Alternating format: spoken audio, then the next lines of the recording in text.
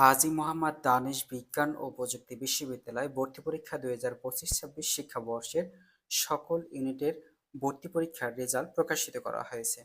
তবে subject choice কোন পদ্ধতিতে দিবে এবং কোন ইউনিটে কত মেরিট থেকে লাস্ট সাবজেক্ট আসতে পারে সেই সংক্রান্ত বিস্তারিত অ্যানালাইসিস করব আজকের প্রতিবেদনে।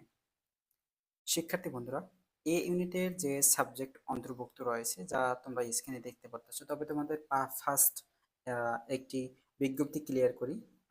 হাজী দানেশ বিজ্ঞান ও প্রযুক্তি বিশ্ববিদ্যালয় তোমাদের একটি বিজ্ঞপ্তি দিয়েছে যে 1 তারিখ থেকে 1 ফেব্রুয়ারি থেকে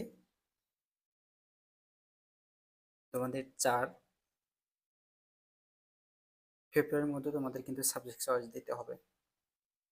1 তারিখ থেকে 4 তারিখের মধ্যে তোমাদের সাবজেক্ট চয়েস দিতে হবে। এই সাবজেক্ট চয়েস যে সকল শিক্ষার্থী দিবে না তারা কিন্তু পরবর্তীতে কখনো সাবজেক্ট পাবে না, তাদের প্রার্থীও কিন্তু বাতিল হবে। আর সাবজেক্ট চয়েসটা কিন্তু একবারই দেওয়া হয় এই 1 তারিখের ভিতরে। 1 তারিখ থেকে 4 তারিখের মধ্যে তোমাদের সাবজেক্ট চয়েস দিতেই হবে। তো সাবজেক্ট চয়েসটা তোমাদের ওয়েবসাইটে লগ ইন করার পরে যে যার ব্যক্তিগতভাবে তোমরা কিন্তু সাবজেক্ট চয়েসটা দিতে পারবে। আর পরবর্তীতে কিন্তু তোমাদের আর সাবজেক্ট চয়েসের সময়সূচি বা পরবর্তীতে আর চান্স দেওয়া হবে না। তো এখন আসি তোমাদের সাবজেক্ট চয়েসের বা তোমাদের মেরিট পজিশন কত দূর আসতে পারে। দেখো, এ ইউনিটের এখানে কিন্তু সাবজেক্ট ওয়াইজ আসন সংখ্যা রয়েছে। তবে এই ইউনিটের টোটাল আসন সংখ্যা রয়েছে 535টি। তবে শিফট ভিত্তিক আসন সংখ্যা বরাদ্দ রয়েছে 178টি। এই আসন সংখ্যা শিফট ভিত্তিক রয়েছে, তবে এই আসন সংখ্যার মধ্য দিয়ে কিন্তু শিফট ভিত্তিক সাবজেক্ট প্রোভাইড করা হবে। তবে এই ইউনিটে শিফট ভিত্তিক 178টি 178টি আসন সংখ্যা রয়েছে। তবে যে সকল শিক্ষার্থী 500 মেরিট পজিশনে রয়েছে, তোমরা এই ইউনিট থেকে শিফট ভিত্তিক তোমরা এখান থেকে একটি সাবজেক্টের অন্তর্ভুক্ত হতে পারবে। তো সাবজেক্ট চয়েস বা সাবজেক্ট চয়েসের ক্ষেত্রে তোমরা এখান থেকে যে যে সাবজেক্ট প্রায়োরিটি দেবে সেখান থেকে সাবজেক্ট আসবে, কারণ মাত্র 2-3টি সাবজেক্ট রয়েছে। বি ইউনিট বি ইউনিটে সাবজেক্ট রয়েছে অসংখ্য। তবে এখানে টোটাল সাবজেক্ট রয়েছে আর্কিটেকচার ব্যতীত 710টি। আর আর্কিটেকচার ডিপার্টমেন্টে 30টি আসন সংখ্যা রয়েছে। যারা 100 মেরিট পজিশনে রয়েছে আর্কিটেকচার ডিপার্টমেন্টে, তারা এখান থেকে সাবজেক্টটি পেতে পারো। লাস্ট 100 মেরিট পজিশনে যারা রয়েছে আর্কিটেকচার ডিপার্টমেন্টে তারা সাবজেক্ট পাবে। তো এখানে যে সাবজেক্ট রয়েছে 710টি, প্রতি শিফট থেকে আসন সংখ্যা বরাদ্দ রয়েছে 236টি। এই আসন সংখ্যার মধ্যে যে সকল শিক্ষার্থী 550 মেরিট পজিশনে রয়েছে, তোমরা বি ইউনিটের প্রতি শিফট থেকে 550 মেরিট পজিশনে যারা রয়েছে মধ্য যারা রয়েছে, তারা এখান থেকে এই সাবজেক্টের মধ্যে একটি সাবজেক্টের অন্তর্ভুক্ত হতে পারবে। তবে তোমাদের মেরিট পজিশন যে সকল শিক্ষার্থী 200 থেকে 250 মেরিট পজিশনে যারা রয়েছে, তোমরা এখান থেকে এই সাবজেক্টগুলো পেতে পারো। 200 থেকে 250 মেরিট পজিশনে তোমরা যারা রয়েছে।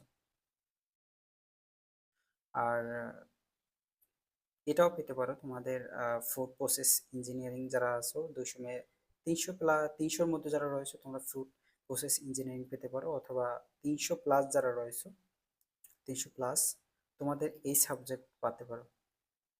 300 plus chemistry, physics, math, statistics ও সরি আর্কিটেকচার ব্যতীত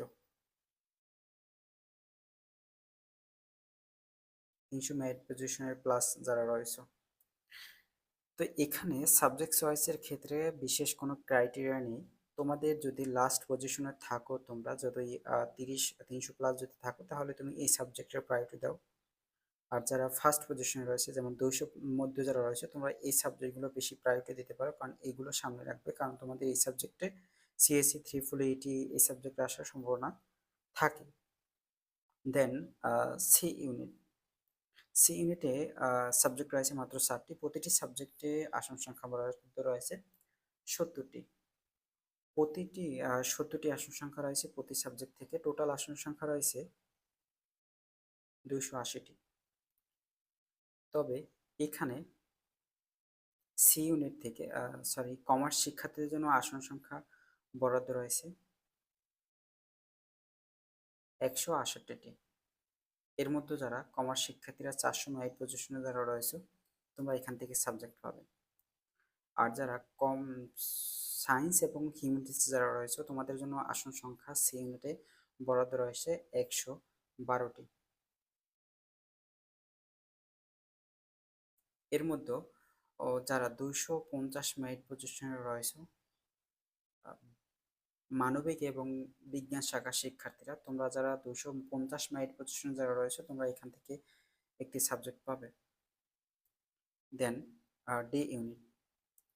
ডি ইউনিটটা তোমাদের কাছে খুবই হিজিবিজি লাগতেছে আমার কাছে, বাট গত বছরের প্রিভিয়াস ইয়ারে 2024-25-এ যেমনটা হয়েছিল,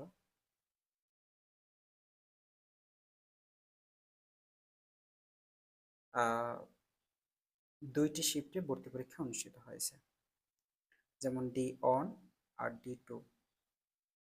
ডি 2-তে হিউম্যানিটিস শিক্ষার্থীদের জন্য 32টি আসন সংখ্যা বরাদ্দ ছিল, আর ডি অনে 112টি আসন সংখ্যা বরাদ্দ ছিল। শুধুমাত্র হিউম্যানিটিস ছিল শুধুমাত্র ডি অনে, আর ডি 2-তে আবার সায়েন্স এবং কমার্স শিক্ষার্থীদের জন্য আবার আসন সংখ্যা বরাদ্দ ছিল 96টি আসন সংখ্যা বরাদ্দ ছিল। তবে এবছরে কিন্তু তোমাদের 3টি শিফটে ভর্তি পরীক্ষা অনুষ্ঠিত হয়েছে।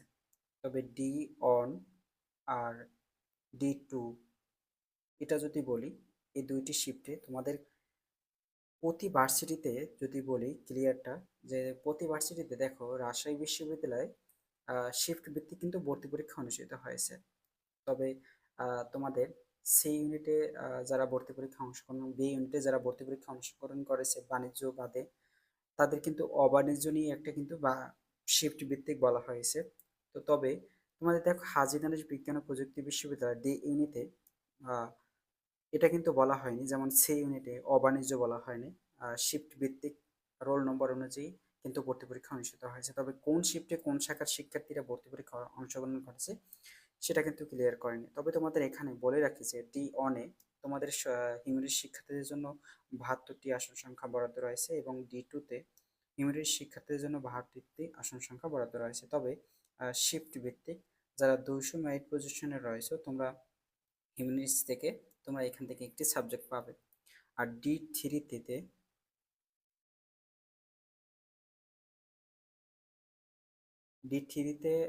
সায়েন্স এবং কমার্স শিক্ষার্থীদের জন্য 96টি আসন সংখ্যা বরাদ্দ রয়েছে। তবে এখান থেকে যে সকল শিক্ষার্থী 190 পজিশনে যারা রয়েছে, তোমরা এখান থেকে একটি সাবজেক্ট পাবে। তবে লাস্ট কথা হলো, তোমাদের এখানে বলে রাখি যে তোমরা ডি অন, ডি 2 আর ডি 3,